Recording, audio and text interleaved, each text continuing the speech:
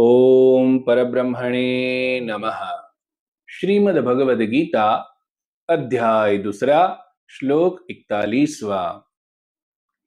व्यवसायात्मिका बुद्धिरेकेह कुरु नंदन बहुशाखा ह्यनन्ताश्च बुद्धयो व्यवसायिनाम्। भगवान अर्जुन को समझाते हुए कहते हैं, अर्जुन, दो प्रकार के लोग होते हैं। एक लोग जिनके तमाम कर्म सिर्फ भगवत प्रसन्नता के लिए है, दूसरी उनको कोई आशा नहीं है। तमाम कर्मों के फलस्वरूप वह परमेश्वर की प्रसन्नता को ही चाहते हैं।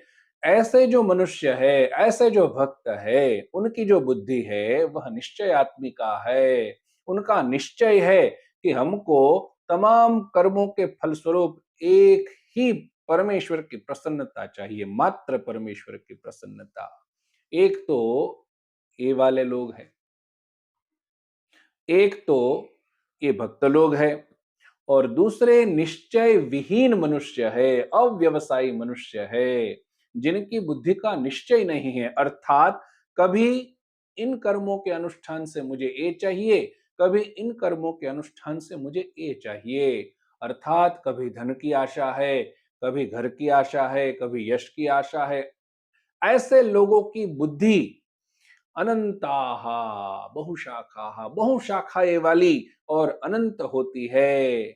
जब अनंत और बहुशाखा वाली बुद्धि होगी, तब कर्मों का प्रभाव भी इतना पड़ेगा और संसार में हम बंधते चले जाएंगे, बंधते चले जाएंगे। वह कर्म हमको कभी छोड़ेंगे नहीं, उसका पाश हमको लगता ही जाएगा। इसलिए हे अर्जुन, तुम जो भक्त लोग करते हैं, जिस कर्मयोग का अनुष्ठान करते हैं कि काम्य कर्म तो करेंगे, परंतु फलाभिसंधि रहित होकर के काम्य कर्म करेंगे।